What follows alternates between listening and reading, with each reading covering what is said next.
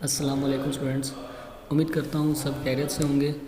तो अब हम स्टार्ट करेंगे ऑनलाइन लेक्चर्स और चैप्टर है हमारे पास 15 और चैप्टर का नाम है हमारे पास इलेक्ट्रोमैग्नेटिक इंडक्शन और मेरा नाम है अब्बास अयूब। तो चलिए अब हम चैप्टर को स्टार्ट करते हैं।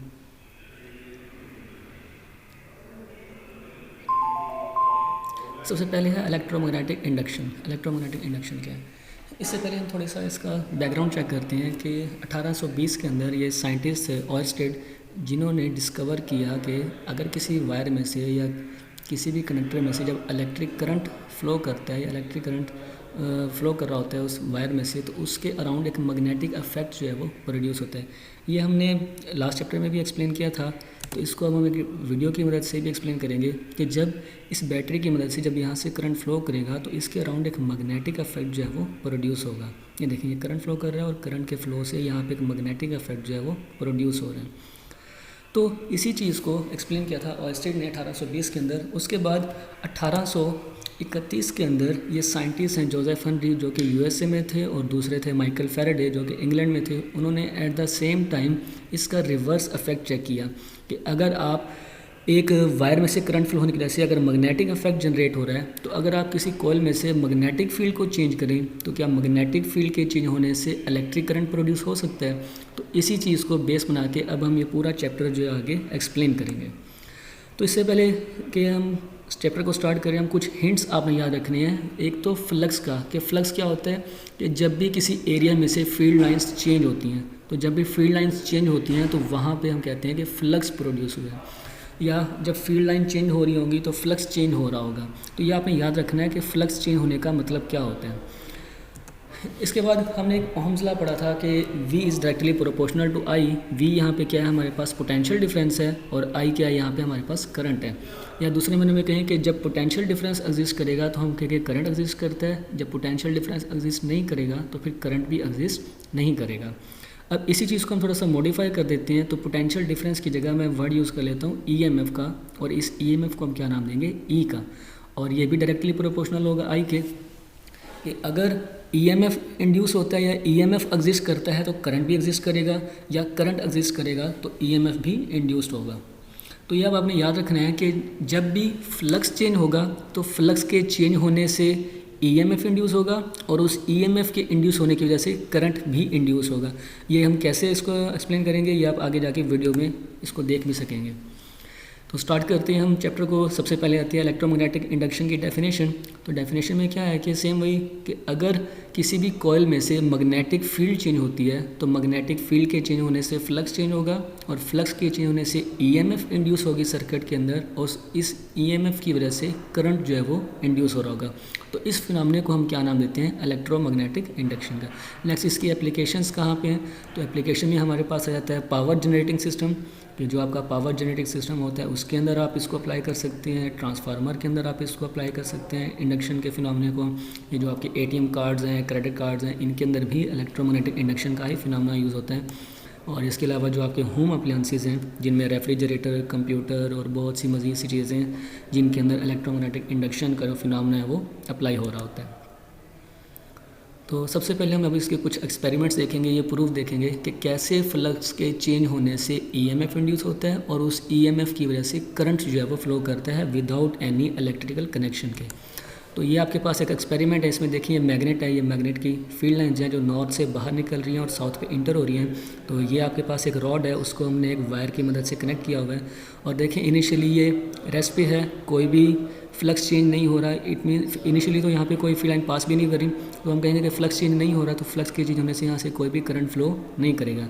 लेकिन जैसे ही ये रॉड मूव करेगा और इस फील्ड लाइन से गुजरेगा, तो जैसे ही यहाँ से गुजरेगा तो फ्लक्स चेंज होगा, और ये देखिए इनिशियली रेस्ट पे हैं, जैसे ही इसके अंदर इंटर होगा तो फ्लक्स चेंज होगा, फ्लक्स के चेंज होने से करंट जो है वो फ्लो करना स्टार्ट कर दिया।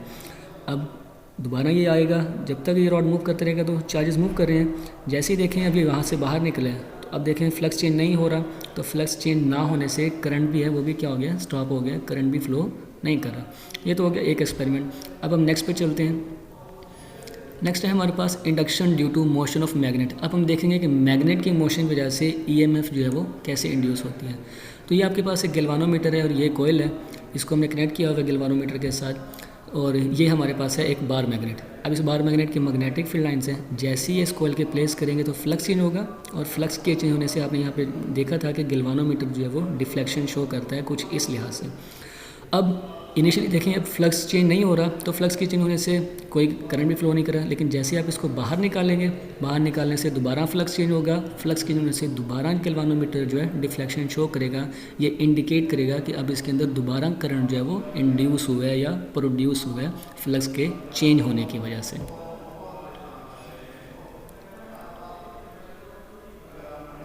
नेक्स्ट है हमारे पास induction due to changing the area of the coil. अगर आप कोयल का एरिया चेंज कर दें, क्या फिर भी इंडक्शन का फिनोमेना होगा?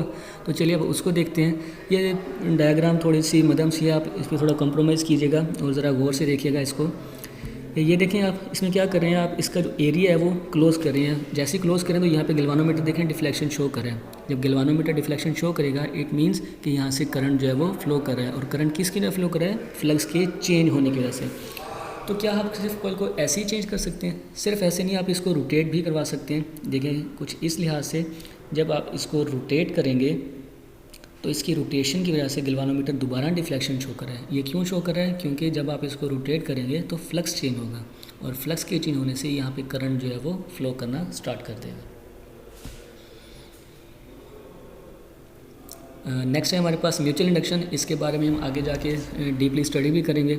फ़िलहाल आप इसको जस्ट एक्सपेरिमेंट के तौर पे देखें कि इसमें देखिए हमारे पास दो कॉइल्स हैं, इनका आपस में कोई भी इलेक्ट्रिकल कनेक्शन नहीं है। इस कॉइल को हमने कनेक्ट किया हुआ है एक बल्ब के साथ, जबकि दूसरी कॉइल में कनेक्ट किया हुआ है एक एसी सोर्स के साथ। ये एसी सोर्स क्या होता है, इसके बारे में हम चैप्टर 16 में जाके डिटेल से पढ़ेंगे। फ़िलहाल आप इसको जस्ट इतना याद रखें कि एसी सोर्स जो है या एसी करंट जो है बार बार अपनी डायरेक्शन भी चेंज करता है और अपनी वैल्यू भी चेंज करता है। इसकी वैल्यू 0 से स्टार्ट होकर मैक्सिमम तक जाती है, और मैक्सिमम के बाद दोबारा 0 पे आती है।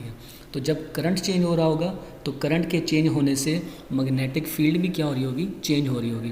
तो जब मैग्नेटिक फील्ड चेंज होगी तो उसकी वजह से यहाँ पे फ्लक्स चेंज होगा। फ्लक्स के चेंज होने से बल्ब जो है वो इंड्यूस, या कह लें कि करंट इंड्यूस होगा। करंट के इंड्यूस होने से बल्ब जो है वो ग्लो करना स्टार्ट हो जाएगा।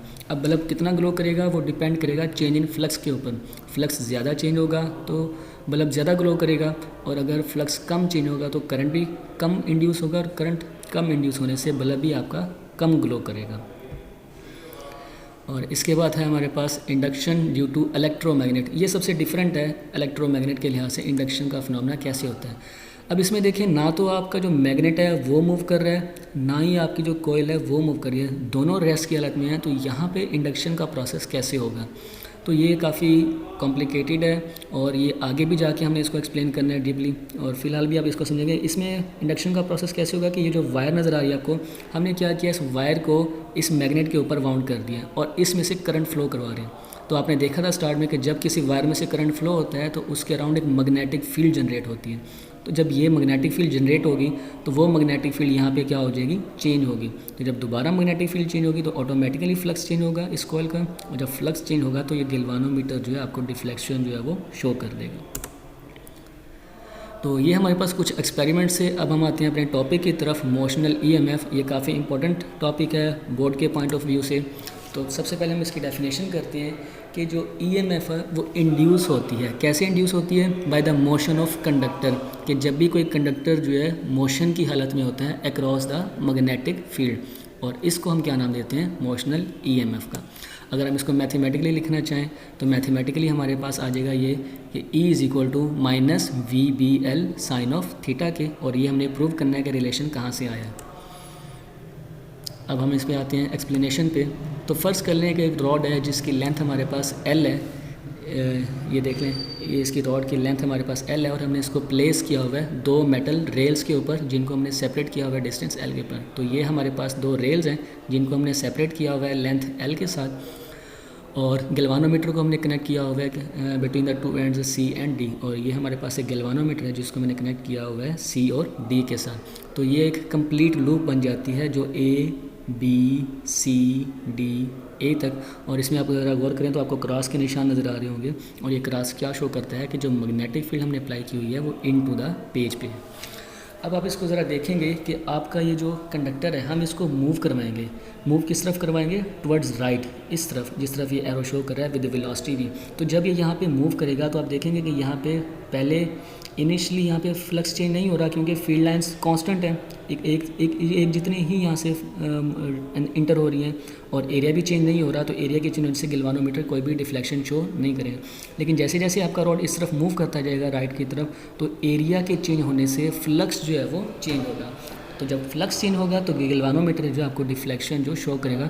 अब आप इसको यहाँ पे विजुलाइज भी कर सकते हैं। ये आपका कंडक्टर है जो इस वक्त मैग्नेटिक फील्ड के अंदर है, ये जैसे जैसे इस तरफ मूव करेगा तो गैल्वानोमीटर जो है डिफ्लेक्शन शो करेगा और यहाँ से करंट जो है वो फ्लो करना स्टार्ट कर देगा। ये देखें, ये रॉड इस तरह मूव कर रहा है तो करंट जो है फ्लो कर रहा है और गैल्वानोमीटर जो है डिफ्लेक्शन को शो कर रहा है। ये इस डायरेक्शन में जा रहा है तो गैल्वानोमीटर की डिफ्लेक्शन इस साइड पे है। जब ये यहाँ से वापस आएगा तो गैल्वानोमीटर भी अपनी डिफ्लेक्शन को चेंज कर लेगा और वो इस तरफ शो करना स्टार्ट कर देगा। तो यहाँ से आपको ये एक्सपेरिमेंट ये प्रूव करता है कि जब कंडक्टर किसी मैग्नेटिक फील्ड के अंदर मूव करता है तो उसकी वजह से फ्लक्स चेंज होता है, फ्लक्स के चेंज होने से करंट जो है वो फ्लो करना स्टार्ट कर देता है ड्यू टू इंड्यूस्ड ईएमएफ। तो अब ये हमारे पास इसकी हम मैथमेटिक्स स्टार्ट करेंगे। जब ये इधर मूव कर रहा है तो करंट फ्लो कर रहा है। करंट क्या होता है हमारे पास? Flow of charges. It means कि चार्जेस जो हैं वो फ्लो करना स्टार्ट कर देती हैं।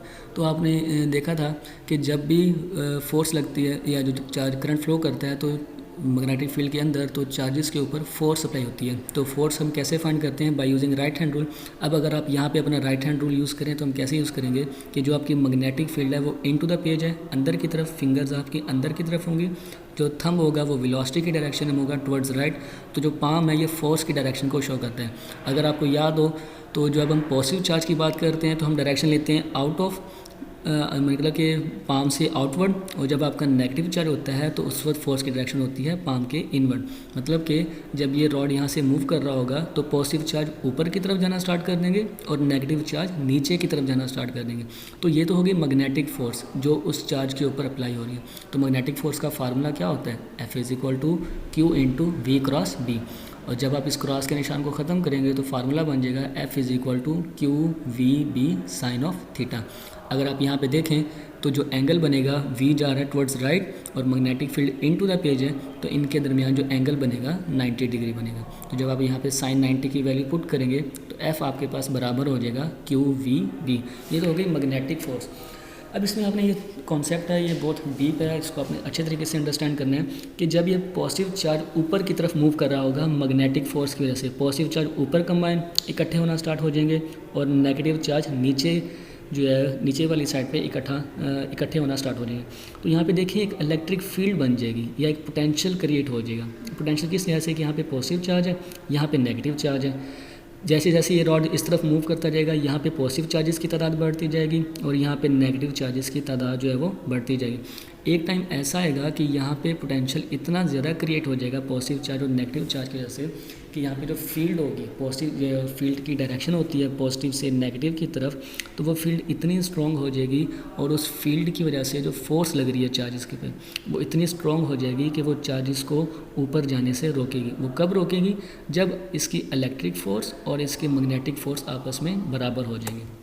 ये देखें उस फील्ड की वजह से जो इलेक्ट्रिक फोर्स चार्ज पे अप्लाई हो रही है वो F किसके बराबर होता है? Q0E के।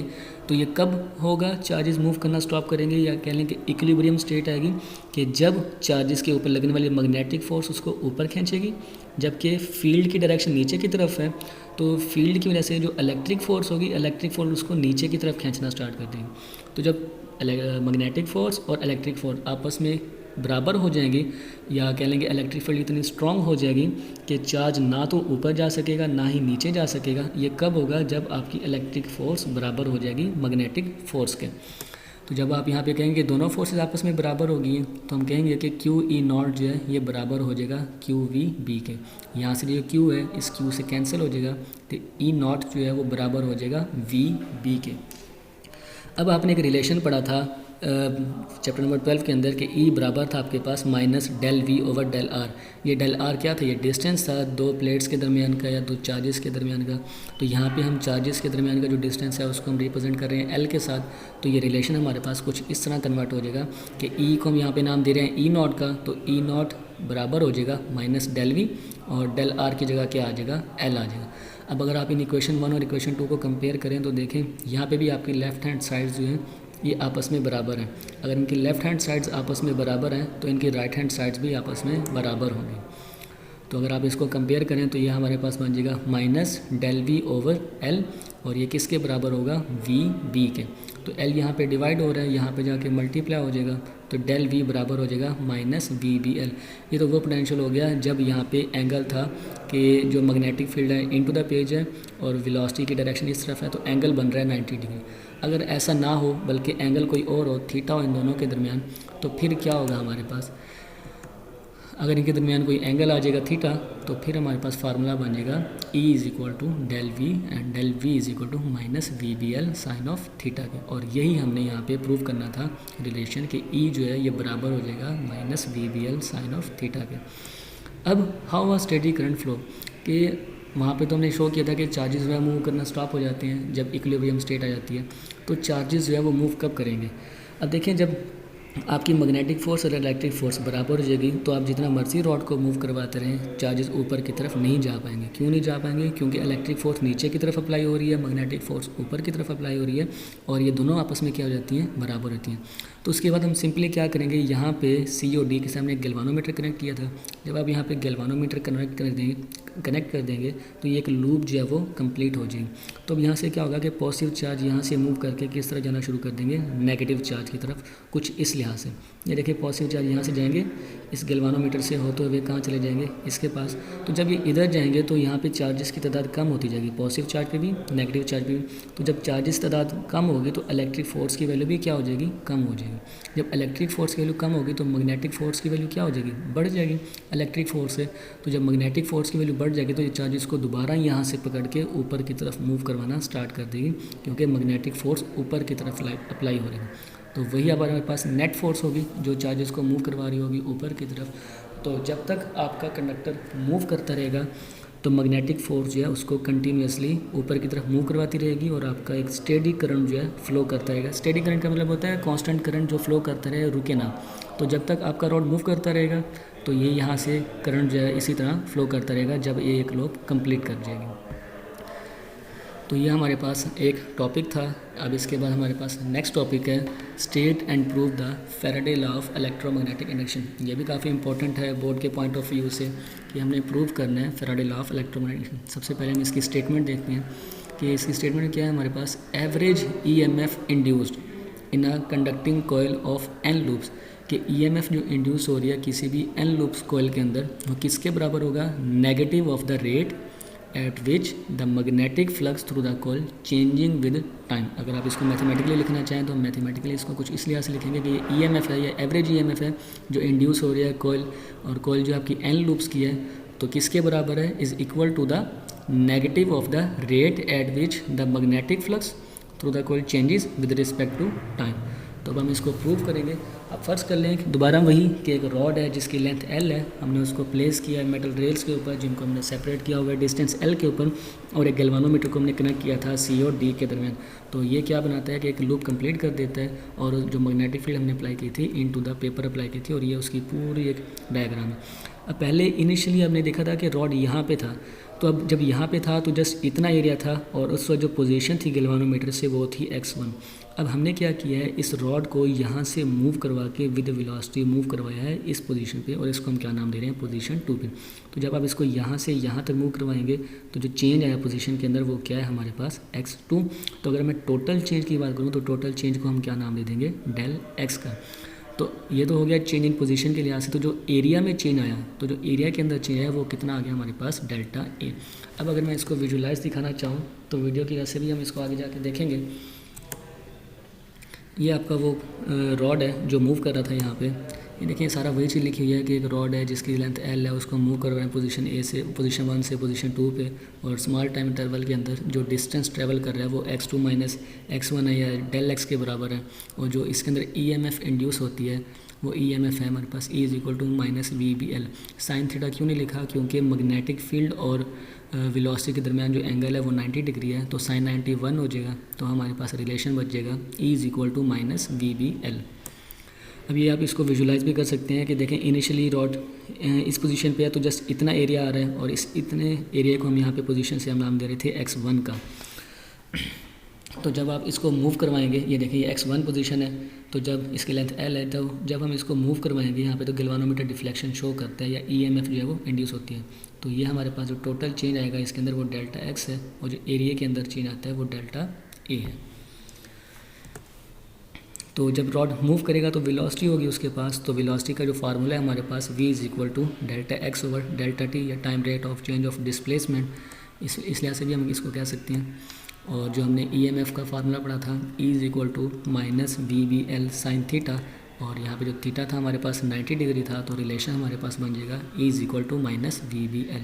अब नेक्स्ट स्टेप में हमने क्या करना है कि यही वेलोसिटी की वैल्यू इस इक्वेशन के अंदर पुट कर देंगे v की जगह, तो ये रिलेशन हमारे पास बन जाएगा v की जगह आ जाएगा del x over del t, और ये BL वैसे का वैसे। अब मैं क्या करता हूँ कि इस लेंथ को इसके साथ इकट्ठा कर देता हूँ और b को मैं स्टार्ट में ले आता हूँ कुछ इस लिहाज से, जैसे कि यहाँ पे शो होगा, ये देखें ये L जो है इसके साथ कंबाइन हो गया और B को हमने स्टार्ट में। अब ये क्या है हमारे पास, डेल्टा x क्या था, डेल्टा x था इसकी विड्थ, और ये L क्या था इसकी लेंथ। तो एरिया अगर मैं पूछूं तो एरिया का फार्मूला क्या होता है, लेंथ इनटू विड्थ, तो लेंथ हमारे पास L है इसकी, और विड्थ जो है हमारे पास टोटल चेंज इन एरिया की डेल्टा x है, तो ये किसके बराबर हो जाएगा, डेल्टा a के बराबर या चेंज इन एरिया के बराबर। तो जहाँ पर डेल्टा x L पुट कर रहे थे वहाँ पे आप क्या पुट कर देंगे, डेल्टा a, तो E बराबर हो जाएगा minus b delta a over t, ये b को भी हम अंदर ले गए। तो ये किसका फार्मूला था, b डेल्टा a या बी ए, ये आपने फार्मूला पढ़ा था फ्लक्स का, कि फ्लक्स किसके बराबर होता है, b डॉट a।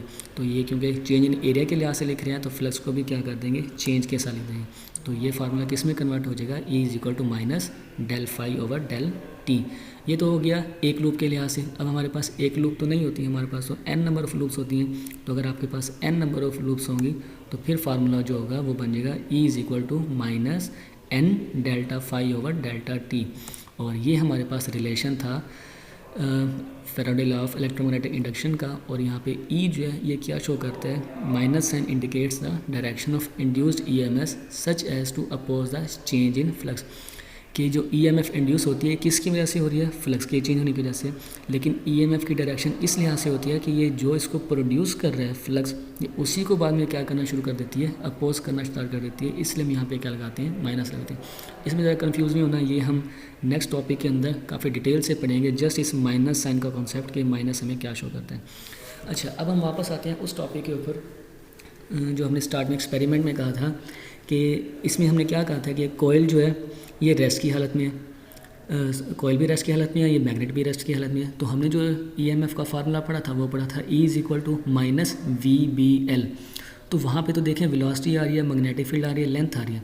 तो यहाँ पे तो ना तो आपका मैग्नेट मूव कर रहा है ना ही आपकी कोयल मूव कर रही है, तो यहाँ पे तो वेलोसिटी ज़ीरो होगी। अगर वेलोसिटी ज़ीरो है तो फिर तो EMF को भी क्या हो जाना चाहिए, ज़ीरो हो जाना चाहिए।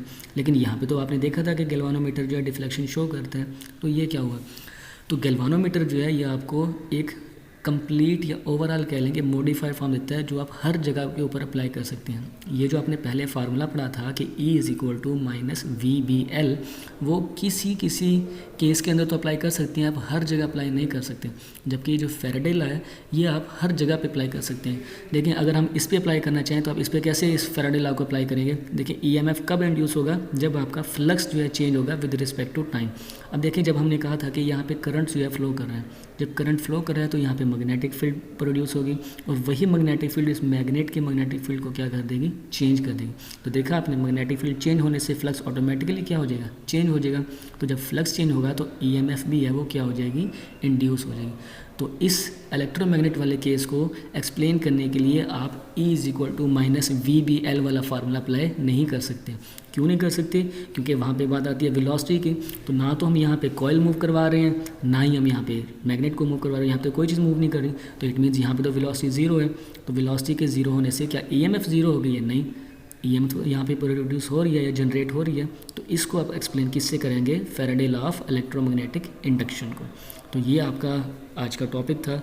इंशाल्लाह उम्मीद करते हैं जल्द आपसे दोबारा मुलाकात होगी। अल्लाह हाफिज़।